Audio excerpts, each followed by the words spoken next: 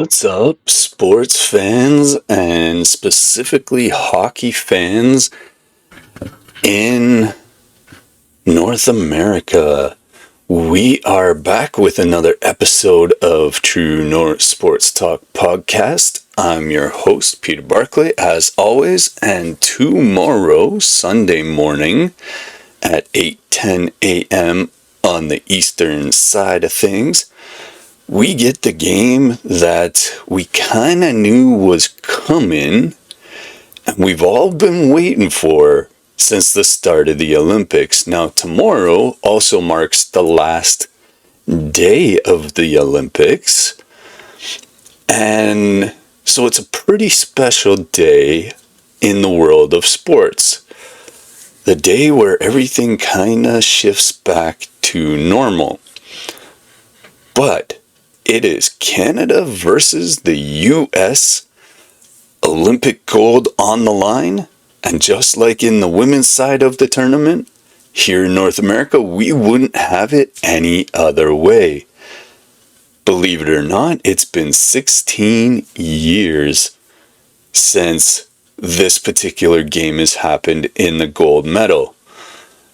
And this time around, unlike 4 years ago, we have full NHL player involvement. But we've known that. We've been watching all the games. So, what we knew from the very beginning is that tomorrow, Sunday, February 22nd, before the closing ceremonies, we were going to get the gold medal game. This game is going to take place at Milano Sant'Agula Ice Hockey Arena. It'll host something that people on the net somewheres are calling the Battle of the Ages. Canada's chasing its third consecutive Olympic gold. When featuring NHL players, the US is trying to get its first gold medal since, you guessed it, the Miracle on Ice in 1980. That was 46 years ago. So, we are going to be breaking down everything that you need to know. We'll cover Canada's dramatic comeback in the last two games, specifically yesterday against Finland. Whether Sidney Crosby will play, that's been a huge question mark, and quite frankly, Team Canada hasn't looked the same without him. We'll dive into USA's dominant run.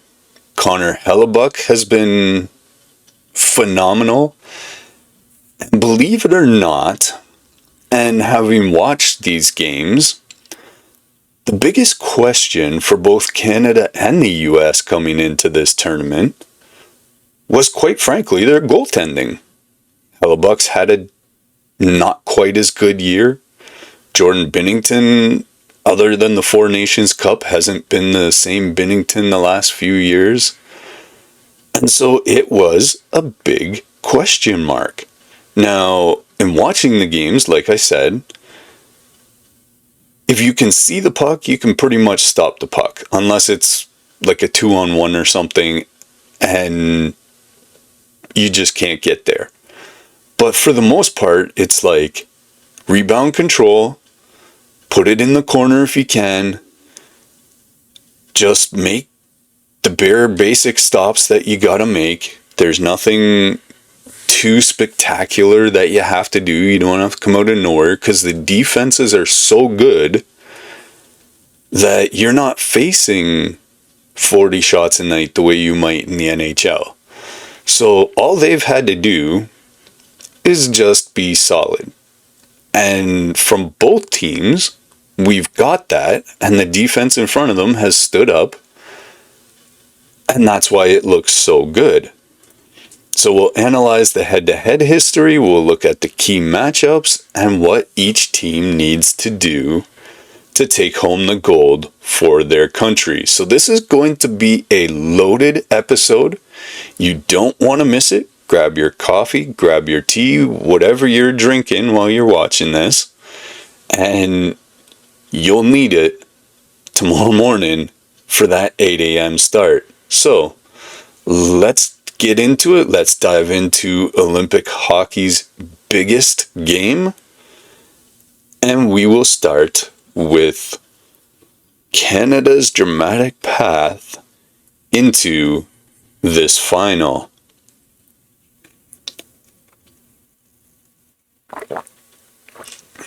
And well, it started out the first 3 games where people were opining that Canada wasn't really tested in those first 3 games. And it sure didn't seem like it. But you had Sid playing, the team seemed to be firing on all cylinders, and it looked like it was going to be a runaway train. Well, then Sid went down with an injury, Morrissey went down with an injury, and all of a sudden, Team Canada didn't look quite the same. And since then, they have been tested. Switzerland and Finland both stood up and were counted, even though they did not succeed. So Canada came into this tournament, as we even mentioned on this podcast, the heavy favorites. They had the most talented roster on paper because you had Sid, you had Connor McDavid, Nathan McKinnon, Sam Reinhart, Cole Makar, Drew Doughty, Sam Bennett was added. It's just plain stacked. We haven't even mentioned the likes of a Brad Marchand or a Mark Stone. Guys who are really, really good. Not to mention that crazy amazing winner by one Mitch Marner. And here in Canada, if you live anywhere near Leafland, you know how good Mitch Marner can be. So through the preliminary round, they pretty much dominated. They went 3-0 in Group A. They beat Czechia 5-0, they beat Switzerland 5-1, and they beat France pretty handily.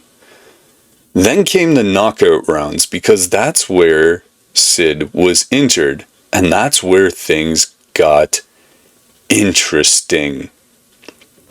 Canada faced Czechia in the quarters. It was a rematch of their 5-0 stage win, but this time, Czechia was like, not so fast. They came to play.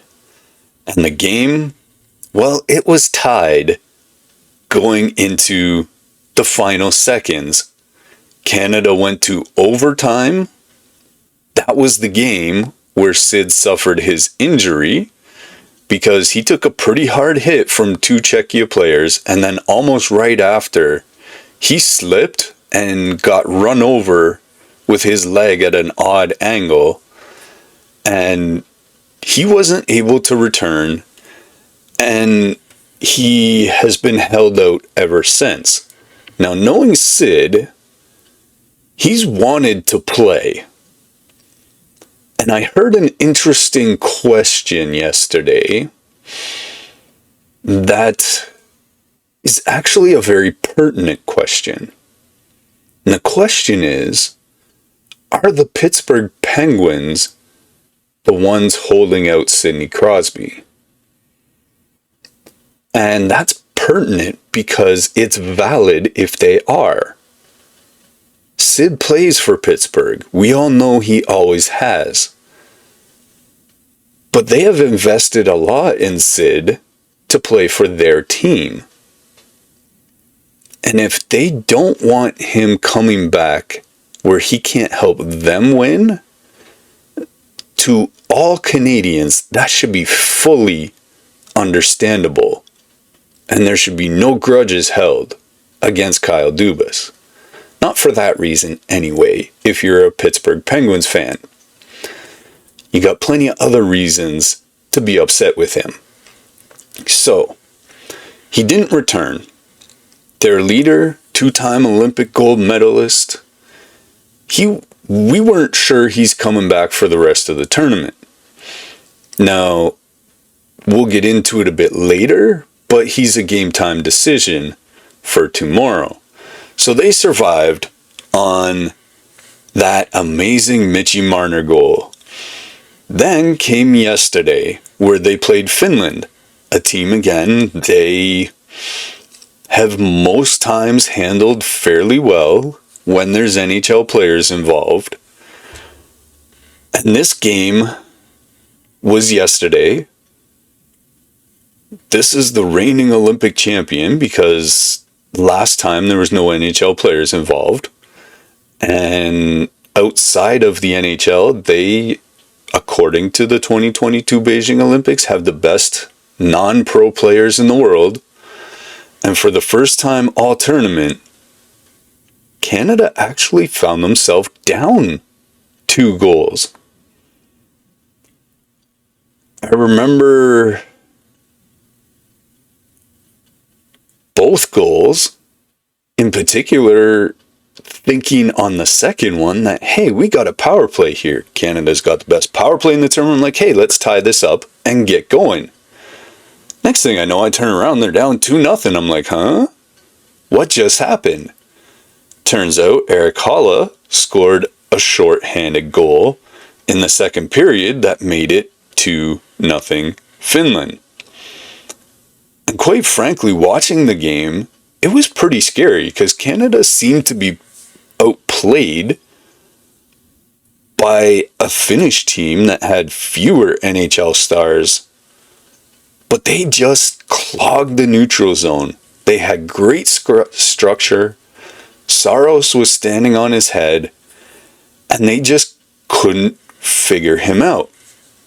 Again, Crosby, he was out and didn't play. Canada was without their captain, although the C was on McDavid, who admitted he's just keeping it warm. And the thing about what I've noticed in Team Canada the last 2 games,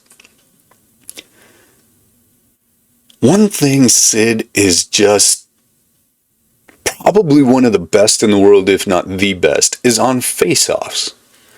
So if he's out there in important moments, not every time, because no one's perfect, but you gotta figure you're gonna start out with puck possession on a face-off. You couldn't count on that the last 2 games. Canada was getting beat left, right, and center in the face-off circle. And that was kind of unusual. So with Sid out, that's one small detail that I noticed that you could point to. One of the other details that I could point to with Team Canada is they have just been far too fancy. They try and make convoluted passes, threading needles that they don't need to be threading, shooting when a player's already sliding to block the shot, which caused them to give up a goal against Czechia, even though there were 8 men on the ice that time, and no one called it, not even Team Canada. So, how do we miss that? And you just have this series of poor decisions. Then there's some of the penalties they've been taking that are just, yikes, what are we doing? And so it just hasn't looked like the same Team Canada. So yesterday, down 2-0. And then they finally seemed to decide, okay, maybe we need to pick up our socks here a little bit. Sam Reinhart was able to score a power play goal with about 5.5 minutes left in the second period. That goal was assisted by Makar and McDavid, and that made it 2-1. Thankfully, Canada had finally gotten on the board.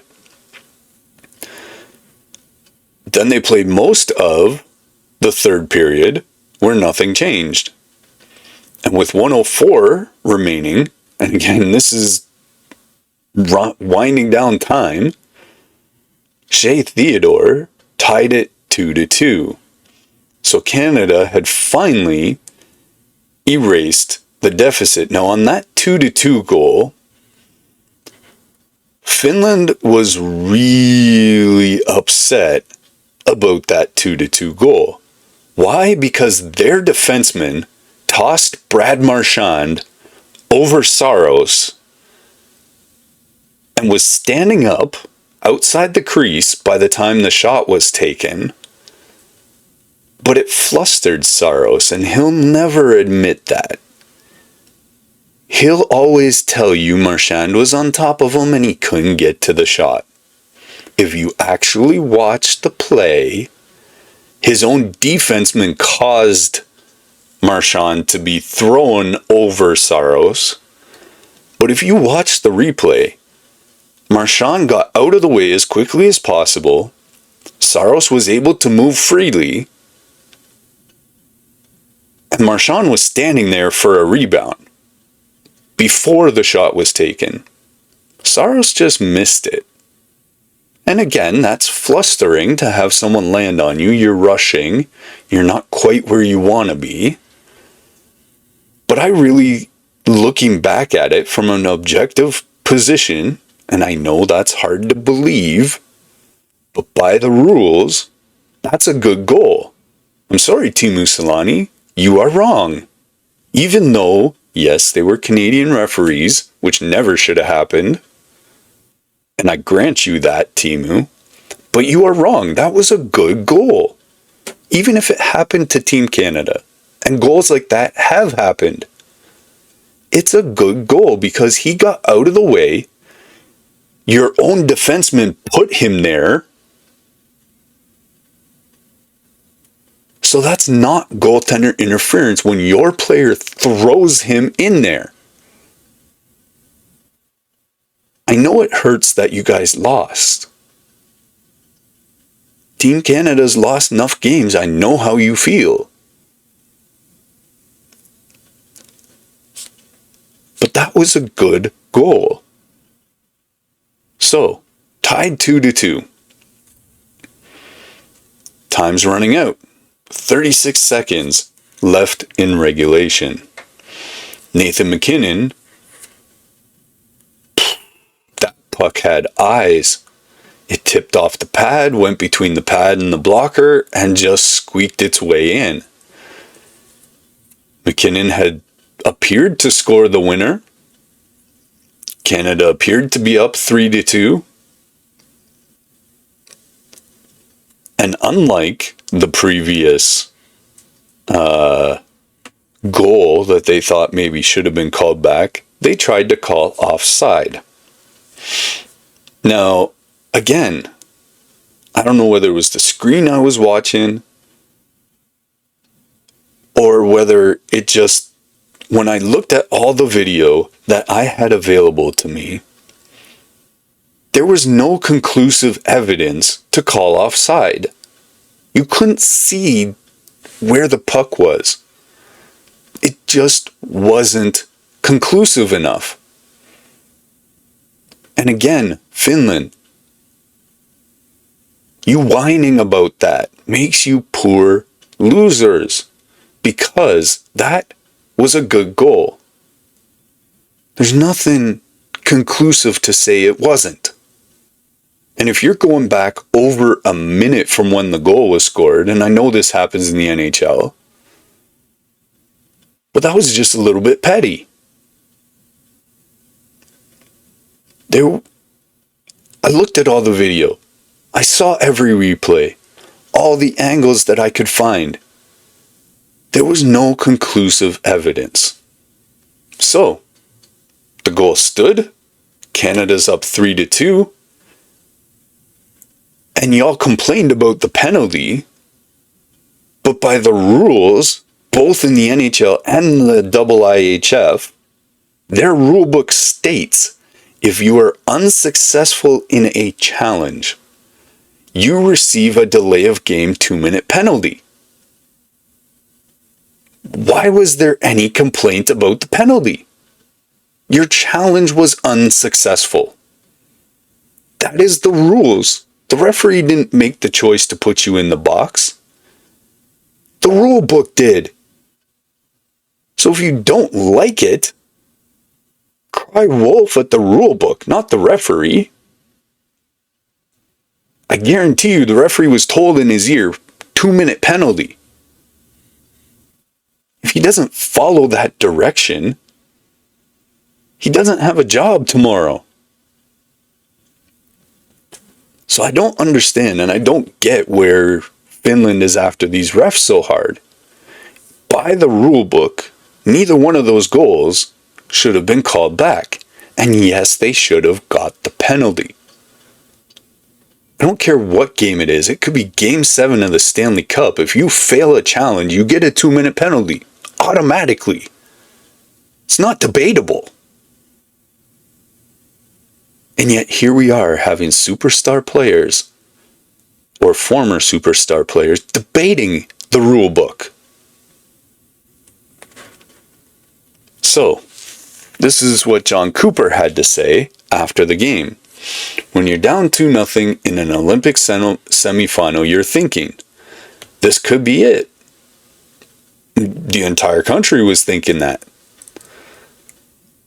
But you have guys like McDavid and Crosby and McKinnon. 2 out of those 3 are Stanley Cup champions, so and McDavid's been there 2 in a row to Game 7. So these guys aren't gonna quit. They don't stop believing, and they just, give me the puck, let's go. McDavid, who stepped in as captain, as we mentioned, he said just keeping the seat warm for him. Hopefully we can get him back. Now, from the time he got injured, the belief was his tournament is not over. Now, again, we have to see whether Pittsburgh allows it, whether he feels up to it. But hopefully, we'll see Sid back out there tomorrow. Again, game time decision. Now, McDavid specifically for a second, he's been quietly unreal. Now, watching the games, he hasn't stood out to me a whole lot, but 12 points in 5 games, that's pretty phenomenal. 2 goals, which is why he maybe hasn't stood out as much, but he has 10 assists. He's making his teammates better. And that puts him in a whole different light, because that's what you need to do to be a great player. And in that Czechia game, when they started running him out there every other shift, all of a sudden he starts winning faceoffs at a high level, which they had been needing all game and just hadn't been getting. So what that makes him, with the 12 points, is the all-time points leader in a single Olympics that involved NHL players. He broke the previous record, and he still has one more game to go.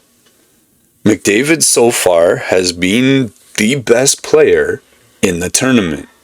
And tomorrow he gets a chance to win an Olympic gold medal for the first time in his career. Because 4 years ago, again, NHL players were not involved in the Olympics.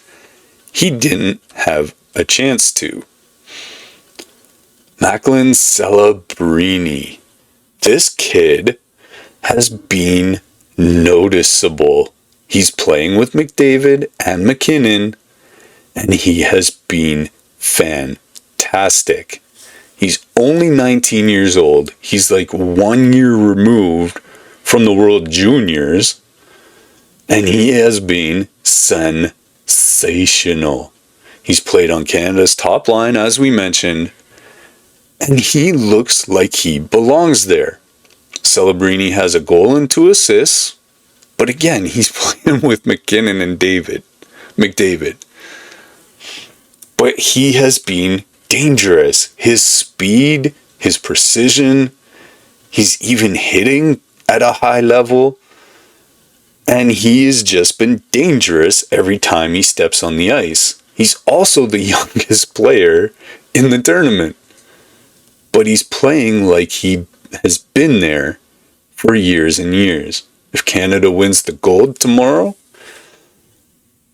Celebrini will become the youngest Olympic champion in hockey history. And now the elephant in the room for Team Canada. Will Sidney Crosby play? After the semifinal win over Finland, John Cooper's quoted as saying he's got a better chance of playing in the gold medal game than he had playing in tonight's game. Well, that's encouraging. He's got 2 more days of rest. Crosby's won 2 Olympic golds, 2010, the golden goal, Sid the Kid, and 2014. Again, like we said, in overtime, 2010, against the same Americans, 3-2 was the score in that game. So if he plays tomorrow, it would be his chance to win a 3rd gold medal and add more cement to his legacy as one of the best Canadian, if not overall, Olympic hockey players ever. But even if Crosby can't go, Canada's proven they can win without him. And guess what? If they win without him, he still gets a medal. So that 3 gold medal thing will still happen even though he was injured. McDavid, McKinnon, Reinhart, Makar, Mark Stone, Marner, Celebrini, Drew Doughty. We could go on and on. This team has depth. And we've been saying that since before the tournament. Canada's 5-0 in this tournament with 27 goals scored. That is the most of any of the teams. They have the best shooting percentage at 13.43, and they have shown incredible resilience, winning 2 straight games in dramatic fashion. And tomorrow, they're going to need 1 more to beat the undefeated Americans. That all being said, let's talk about the USA team. This team, while Canada's been surviving, they've kind of just been running the table. And from the beginning of the tournament, we knew that this was going to be the toughest test for Team Canada. They have the star power, the NHL players, the coaching. They have pretty near man for man what Team Canada has. They have been excellent throughout the tournament, and this game could come down to whichever, like it did in the 4 Nations, whichever goaltender shows up the most. Team USA, as we said, 5-0 in the tournament. They haven't lost a game, and they haven't really seemed to feel tested at all. So, let's talk about their path the same way we did with Team Canada. They beat Latvia 5-1. Probably their most shaky start was against Denmark, of all people. They were down 3-1, 3-2 at one point in that game, but came back to win 6-3. They were a bit shaky defensively, but again, that 6-3 score, they rolled through it. They beat Germany 5-1. The US won Group C and advanced straight to the quarters. They never faced, other than that Denmark game, any kind of serious blip in the radar, and just rolled through the stage. In the quarterfinals versus Sweden, this was a bit of a test too. They came up against them, and this is where they showed their championship medal. Sweden tied the game 1-1 with just seconds remaining in the regulation. The Americans were this close to losing it in regulation too. But they survived and went to overtime. In overtime, Quinn Hughes arguably the best defenseman in the entire tournament, although Cale Makar might have something to say about that, potted the game winner. So it was a 2-1 U.S. final. And that game going to overtime was the same day Canada went to overtime against Czechia, and trying to think, there was one other game that day that went to overtime. Switzerland, maybe? No, they were the one team that didn't go to overtime. So anyway, they advanced to the semifinals. Hughes has been incredible in this tournament. He has 7 points, 1 goal, and 6 assists, making him the tournament scoring leader among defensemen, because obviously McDavid is the overall leader in points. He's been the best D-man at the Olympics. Again, Cale Makar might have something to say about that. Not points-wise, but just overall play. But it's not, it's just, like I said, Quinn is the top of that heap right now. In the semifinals versus Slovakia, that was yesterday, after the Canada game, the U.S. was ruthless. Dylan Larkin scored .419 into the game off a feed from Zach Werenski. And I know someone who will be happy that Werenski's had a good tournament. Tage Thompson scored with 40 seconds left in the first period, making it 2-0. And it was the first time all tournament the U.S. has scored multiple times in said first period. Then in the second, the boys went to work. Jack Hughes, Jack Eichel scored 19 seconds apart to make it 4-0.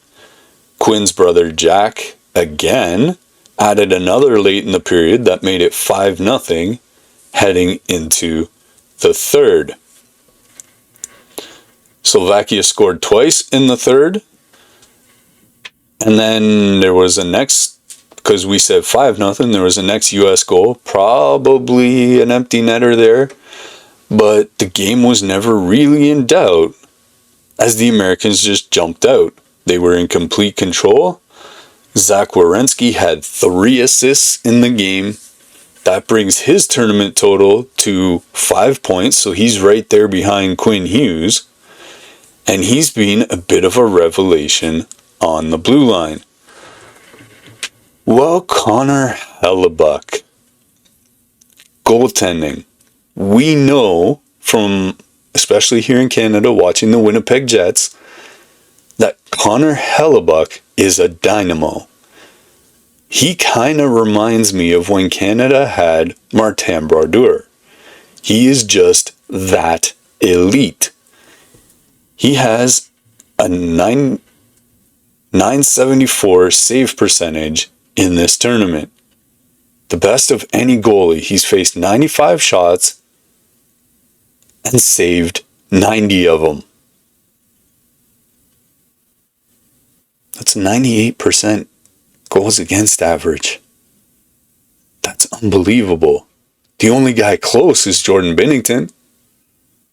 In the semifinal against Slovakia, as you need your goalie to do, Hellebuyck made some key saves that allowed the U.S. to maintain control.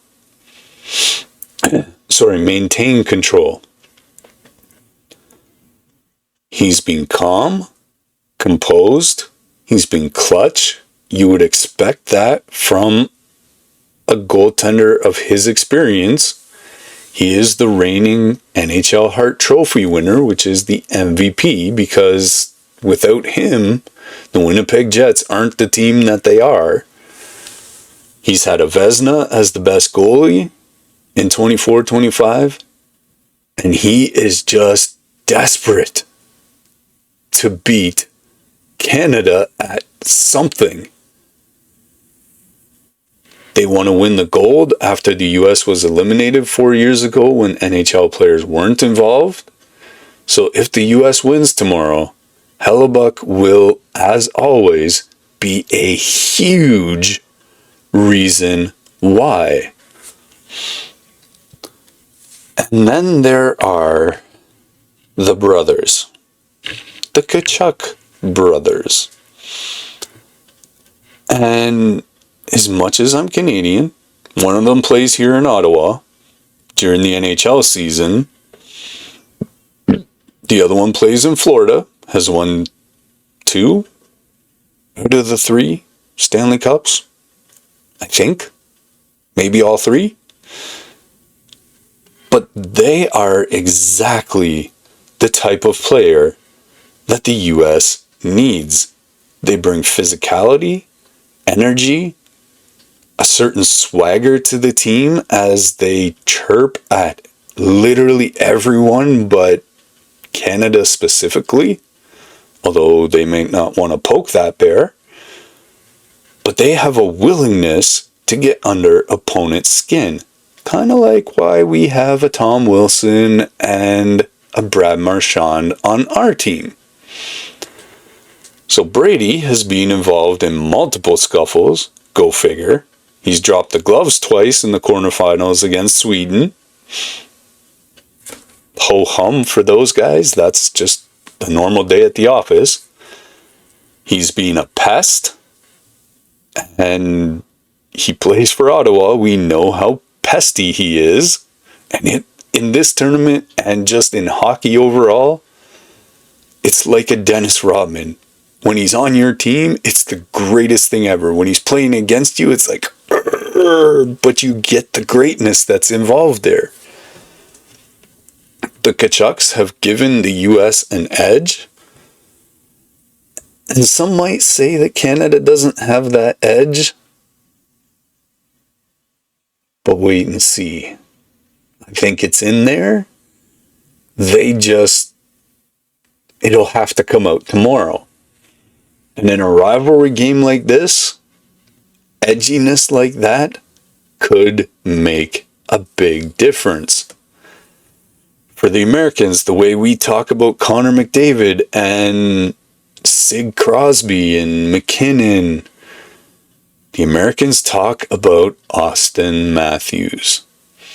He's been solid, but not spectacular. He's got 3 points, a goal, and 2 assists in 5 games. Those aren't the superstar numbers we're used to seeing from him. But again, he's not playing. There's no Marner on that team. The same way he's had a rough year for the Leafs this year. There's just no wingman. The thing about Matthews is he's actually angered Maple Leaf fans because of the fire and the passion and the willingness to scrap and go to the front of the net and stuff he's never shown in Toronto. I've been watching it. Fans are like, where has this been? We want this Matthews on our team. But he just doesn't show up like that when it's the Leafs. It's weird. Like, yeah, he's got all this scoring and stuff, but there's so much more he could do. And he just doesn't. So this is the thing. Matthews doesn't need to dominate offensively for the U.S. to win. They do have quite a few other guys. So he's been excellent defensively. He's played a complete two-way game. Again, the Leafs are like, where's that been his whole career here? If Matthews can elevate his offensive game tomorrow against Canada, the U.S. will be very hard to beat. There's a bit of a connection to the women's side, obviously, the same way there is with Canada to our team. The U.S. women's team won gold on Thursday, beating Canada 2-1 in overtime, and that was huge. So if the men's team wins tomorrow, it would be the first time in history that both women's and men's teams have won gold at the same Olympics. Mainly because the men haven't got it done since before women's hockey was added to the Olympics. So that's a massive motivator for this team, like it was back in 2010. The women did it, and from their perspective, now it's the men's turn. So the head-to-head history and rivalry, well, Canada versus US, especially here in North America, it's the biggest rivalry in international hockey, some would say. The all-time Olympic record between Canada and the US, they've met 19 times at the Olympics, and Canada is 12-4-3. That's pretty dominant by the Canadian side.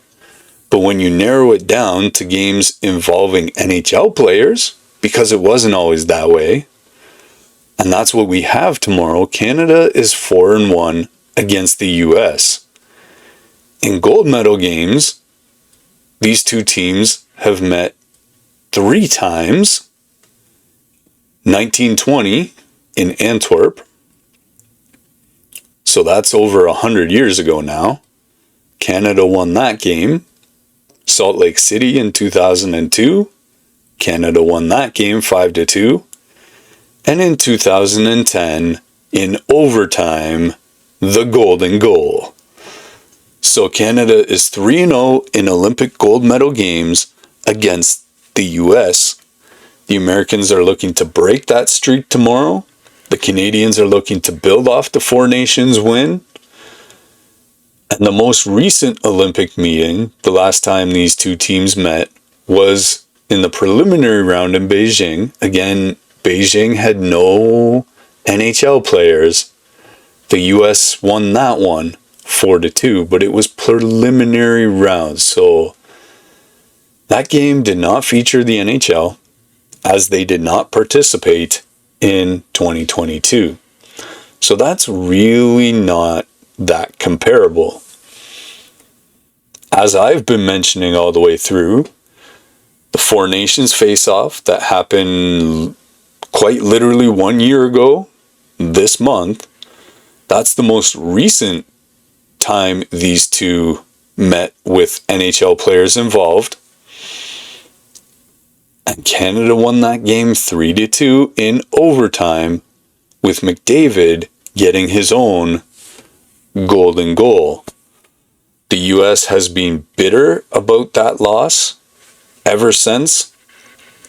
Matthew Tkachuk said this week, last year Canada got the better of the US. Team US will undoubtedly be looking to seek revenge in this gold medal game. That loss, it just adds extra motivation for the Americans because they want payback. However, you could argue that should add motivation for Canada to keep their foot on the neck of the Americans when it comes to hockey. Canada has 9 Olympic gold medals in men's hockey. That's the most out of any team. They have 16 total medals, which is also the most. The US has 2 Olympic golds, 1960 and 1980, and 11 total medals, third most behind a team who is no longer allowed at the Olympics the last little while, and that is behind Russia. So this rivalry is where Canada has historically dominated. The US has the talent and the motivation to potentially change that tomorrow. So we'll see, and it'll be so interesting to watch this game and see which way the cookie crumbles. So, what are the keys to the game, even though we've mentioned some of them all the way along? We'll start out with Team Canada. The key: they really want and need to get Sidney Crosby back. If Crosby can play, that will be a massive boost. His leadership, his experience, that clutch gene that he just has will be invaluable, because if they can keep it to a point and he gets that moment, you have to believe there's another golden goal in there somewhere. So having him, even if he's not 100%, changes everything for Team Canada. Then you have McDavid and McKinnon. You need them to be dominant tomorrow. These are three, if you count Sid, of the best 5 players in the entire world. And they need to be the best players on the ice tomorrow. If they can control the game, then Canada wins. They also need to win the special teams battle. Doesn't matter what hockey game you're playing, whether it's game 1 of an 82-game season, game 7 of the Stanley Cup Finals, or an Olympic gold medal game. You have to not take dumb penalties and stay out of the penalty box, let the other team do that, and then capitalize when they do. So that's what, as Team Canada, you really need to do, is make sure that you're not giving up shorthanded goals like they did yesterday, and just yourself play clean, hard-nosed hockey and stay out of the penalty box. So their power play, especially when Sid's there, has just been phenomenal. Nathan McKinnon's game winner came on the power play yesterday. And so Canada really needs to capitalize on those opportunities. They have to find a way to limit the Hughes brothers, especially Quinn. He's been the best defenseman in the tournament. And so Canada needs to shut him down and prevent him from creating offense from the blue line. Now here's the big one that we really need to cover. They need Four Nations Jordan Binnington to show up tomorrow. He needs to stand on his head. He's been okay, but he's given up 6 goals in 5 games. Against the US firepower, he needs to be better. But 6 goals in 5 games? That number actually doesn't sound right to begin with. So hold up. Shutout. 1. Yesterday was 2.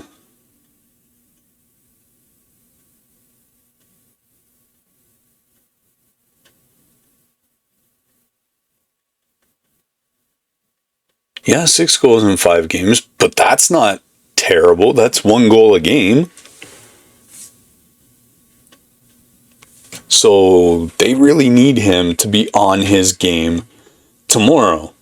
For the US, well, they need their goalie to do the same. They need him to try and steal it for them. He's capable of playing that way. And if they can't find a way to solve him, and if he's the best player on the ice, Canada will have to settle for silver. The US needs to get physical early, roll the Kachucks out there every chance they get, try and get under Canada's skin, make them uncomfortable, play fast, play hard, and with that edge the Kachucks bring. Quinn Hughes, he's got to continue doing his thing from the defense, running their power play if they get a chance, and he needs to be able to control the blue line. He's got to generate some offense, but he's got to be responsible defensively against the likes of McDavid and McKinnon. Celebrini, Marner, they've got their work cut out for them on that American defense. They need Matthews to do Matthews things, maybe have a golden goal type moment of his own. And so yeah, tomorrow will be his chance to potentially be a hero. This is the biggest game that Austin Matthews has ever played in. It's not like Matthew Tkachuk, who's been in the Stanley Cup Finals, or any of his other teammates who have. It's not like that. This is the thing I think where Canada really has the edge, is that so many, like Makar, McKinnon, Bennett, Reinhart, Mark Stone, Binnington, Crosby, Even McDavid has been there, even though he didn't win. Let me think. Doughty. All these guys have been either winners of the Stanley Cup or in the Stanley Cup final. And I think that's where that experience in these high pressure, high power games, where Canada actually will have the edge. It's that comfort level at that level of play that some of the American players just can't match. I mean, Hellebuyck's been pretty far, although he didn't make it to the Cup finals yet. Matthew Tkachuk's won some cups. I'm trying to think of anyone else who on their team who's been that far. I'd have to look at the full roster, but I think that's Canada's advantage, is that they have been in these type of games before. So the US has to stay out of the penalty box, because Canada's power play, to say the least, has been lethal. The US can't afford to give Canada multiple power play opportunities. And that leads us into the key matchups. McDavid versus Quinn Hughes. That's the best forward versus the best defenseman. Ooh, Charlie McAvoy. There's another name that's been there, done that. Nathan MacKinnon versus McAvoy. McKinnon's been clutch. McAvoy is one of the best shutdown defenders. You got Hellebuyck versus Binnington. We've been all over that matchup. And then you got the Tkachuk brothers versus pretty much all of Team Canada's physicality. But don't sleep on Tom Wilson and Brad Marchand and Mark Stone. And some of these guys are actually more rugged than you can imagine. Think about the way that Sam Bennett and Reinhart have been playing the last few years with the Florida Panthers. That Panthers team the past few years has been rough, it's been rugged, and they have been hard to play against. So Canada has grit in there. They just aren't playing with that style because they haven't needed to. So we'll see how that side of Team Canada comes out of them. So can the Tkachuks get under Canada's skin? Or will Canada match their intensity and be able to overcome it? So, y'all know how I hate predictions. So all I'm going to say is that I could see this game going to overtime, and I could also see it going either way. It'll come down to, can they stay out of the penalty box? That goes for both teams. It'll come down to goaltending. That goes for both teams. And it'll just come down to, I believe, the face-off circle. Because that's been a bit of a sore spot for Canada heading into the gold medal game. So, there's a lot of things. There's a lot of motivation from both sides. And it's going to come down to one moment, one bounce, one play. And we're all going to be wanting to be there to not miss it. Because I know where I was in 2010 when that golden goal happened, as do most of Canada and the US. One in jubilation, one in heartbreak. But those aren't moments that you tend to forget. Alright, y'all. So that's the preview for today.